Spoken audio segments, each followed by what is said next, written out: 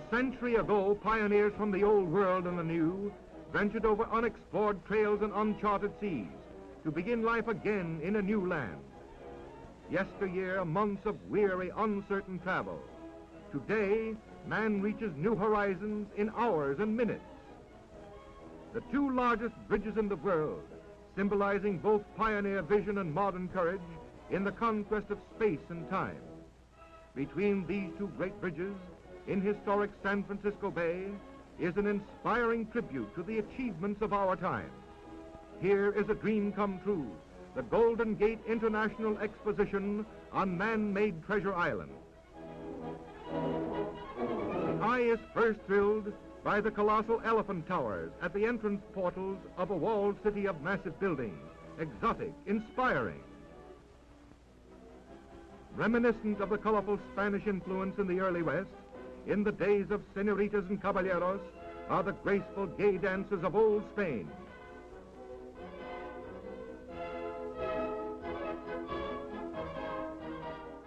Just beyond, at the Court of the Seven Seas, is the giant statue of Pacifica, boldly expressing the theme of the Golden Gate World's Fair. Behind it, a silver chime curtain tinkles a tranquil song of peace.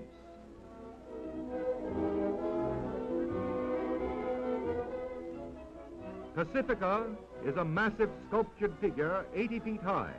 Overlooking the court it dominates, the exposition's vast garden acres. Sparkling bright fountains are everywhere, living silver strands, reflecting the flowers and the brilliant colors of great walls under the sunlit California sky. Looming over the court below rises the graceful Tower of the Sun, set among pools and gardens carpeted with the bright flowers. This is the theme center.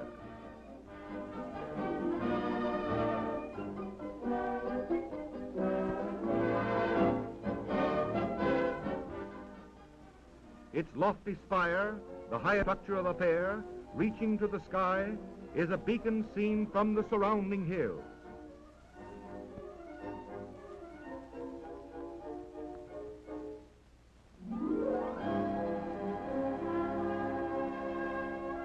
Its shimmering reflections bring beauty from the sky.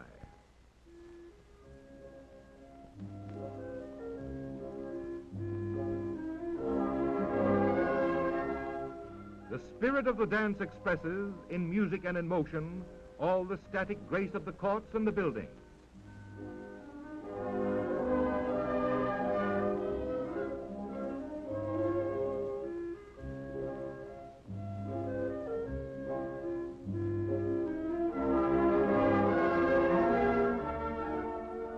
At the Court of Flowers, the rainbow fountain blends sparkling waters with multicolored blooms.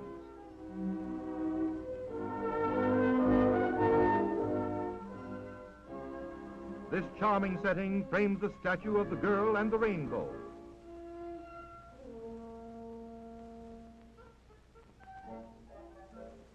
The Arch of Triumph looms up nearby.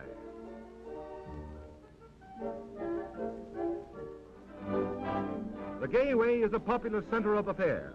40 acres of fun, carnival gone wild. Here's a midway that is a midway, big and busy.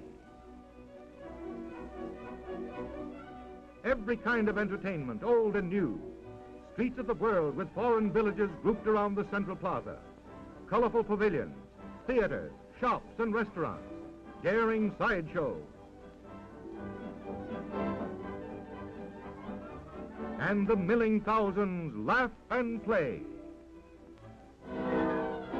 The cavalcade of the Golden West, on an open stage 300 feet long, is the major amusing spectacle of the fair. It brings to life again those chapters of the romance of the early West, the days of the Padres and the founding of the missions, the Spanish explorers, the covered wagon trains, the discovery of gold, the building of the Transcontinental Railroad, and on down to modern times.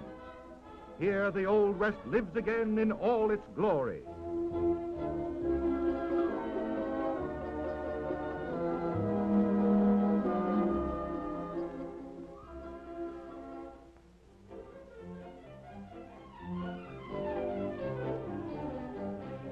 National dances old and new, colorful costumes, gay music, laughing girls and their gallant partners in the folk dances of other lands. The spirit of happy, carefree days gives action to the beauty all around.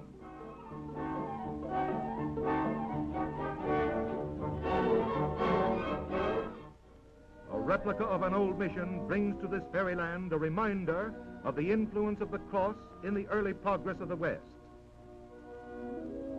36 different nations are represented by exhibits within the massive walls. South America, the Orient, and Europe, too.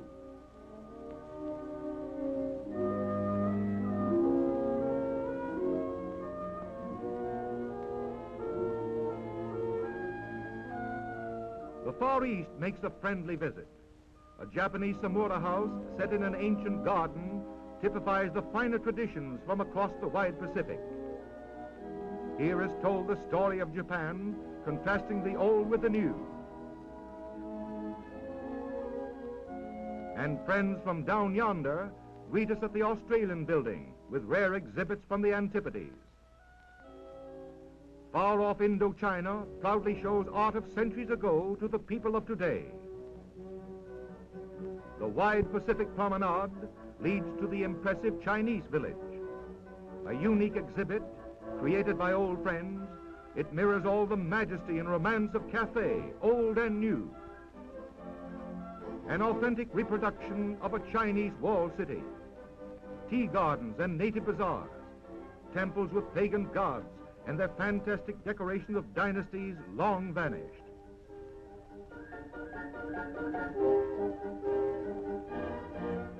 Fun in the ancient Oriental manner, Punch and Judy ages old.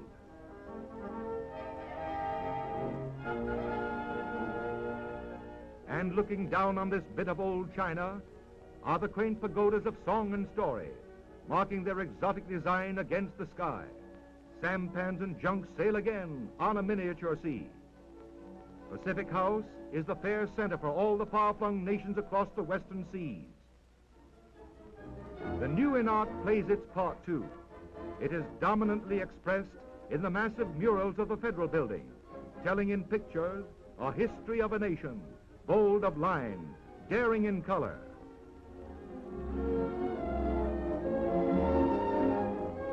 Industry, too, is well represented with a vast array of instructive exhibits. Everywhere, music quickens the heartbeat.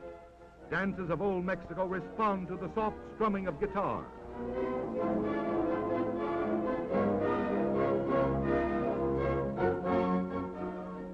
"400 acres of kaleidoscopic colors, a strange combination of the beautiful, the exotic, and the magnificent. A brooch of rare gems on the bosom of the blue waters. When will man's genius ever again create so lovely a thing?" The day here is glorious, but as the sun drops in the sparkling Pacific and the purple dusk creeps from the east, the enchantment of the night a new glamour.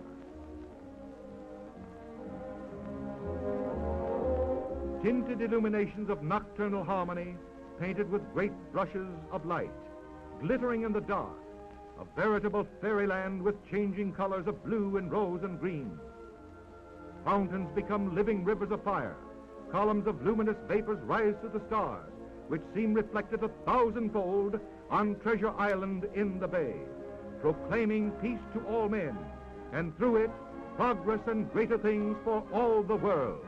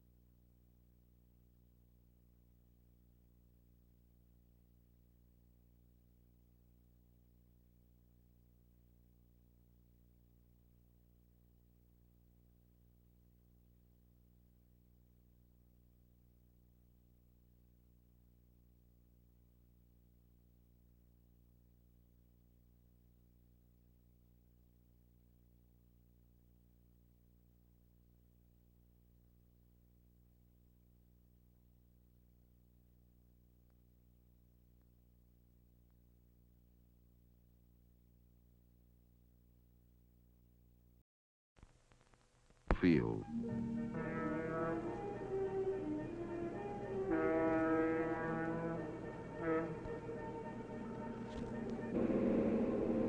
Introducing Brad and Greg, sons of Dale Rugg, a typical Minnesota farmer.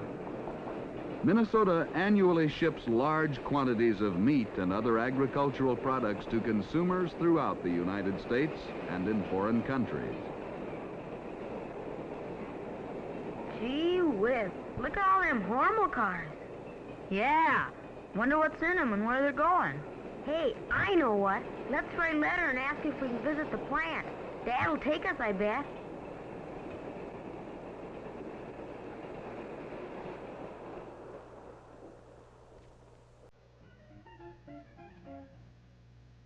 Adventurous boys, curiosity and dreams all lead to something very special that Dad would enjoy too.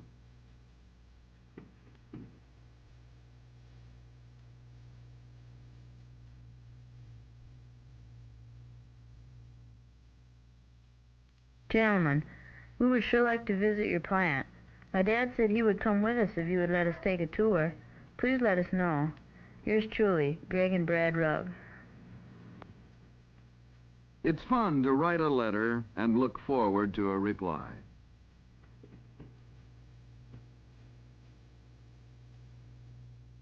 In Austin, the Secretary to the Public Relations Director receives daily inquiries concerning plant tours, job opportunities, and information about the company. The Brad and Greg letter receives prompt attention. The Austin plant receptionist registers all visitors and makes special arrangements when boys like Brad and Greg write in. Regular tours are scheduled daily Monday through Friday at 10 a.m. and 1 p.m.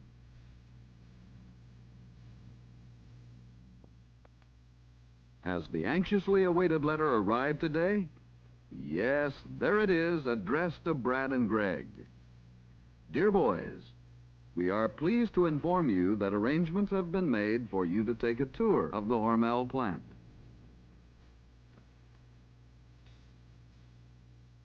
The Rugg dairy herd of fine Holstein cows watch as Dad and the boys load up for the trip to the plant. A new awareness of meat processing is gained from the plant tours. They are exciting and educational, as you will see. Across the Red Cedar River, the Ruggs see this view. This is Hormel. The original plant of Hormel began on this site in 1891, and today is the largest of 9 company slaughtering operations. Tours are available at the Austin, Fort Dodge, Iowa, and Fremont, Nebraska locations. As the Rugg family registers, Hormel guide Tony Corina arrives to show them through the plant.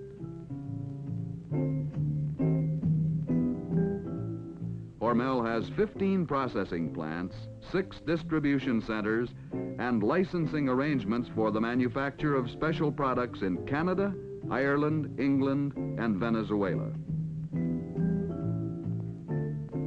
One of the initial sites on tour is the old engine first used by George A. Hormel in 1892.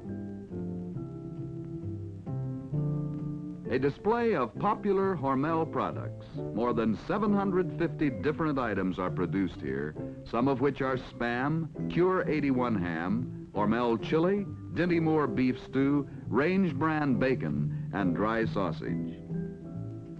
From balconies, you can look across entire rooms of assembly, or rather, disassembly activity.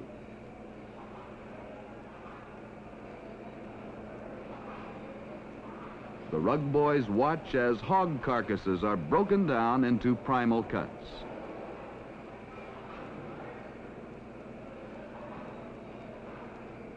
After chilling, the carcass passes over a firmly anchored knife which separates the two sides.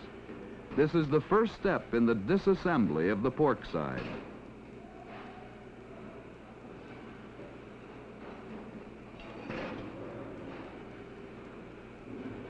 This large saw wheel then cuts the shoulder from the side. So much automation enters the industrial picture today that it is not surprising to see the start of meat processing begin in this fashion. Let's watch the development of the ham, one of the first meat cuts to receive attention. Painstaking care is given to ensure uniform removal of skin and fat.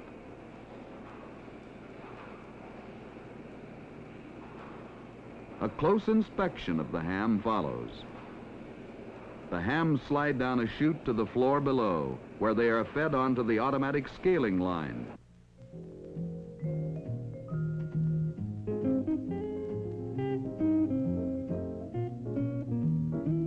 Each bin holds a given weight ham. The pans are individual scales that automatically drop the weighed ham into the correct bin. Skillfully removing the bone of hams before processing the famous Hormel Cure 81 ham, canned ham, cooked ham, or ingredient meat for Spam. Very choice hams are saved for the production of the Cure 81s. Precise trimming of external and internal fat takes place.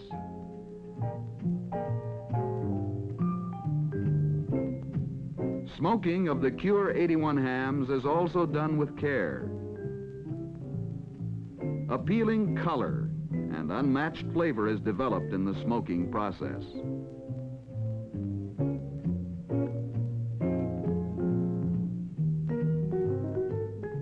Here's what the finished product looks like inside, the real test of quality.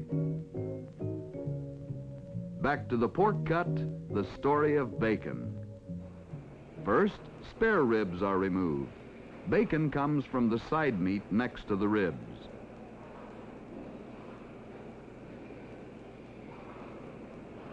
In meat processing, we strive to make good use of everything. Side skins, for example, are sold for leather. The initial step is the removal of the skin from the bacon side. The skins are dropped to the fleshing machine, which in turn takes off all excess fat.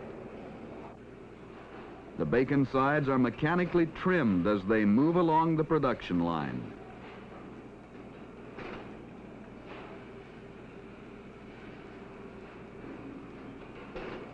Skilled craftsmen at this point trim bacon sides to proper size and shape. The meat trimmings are saved for other products.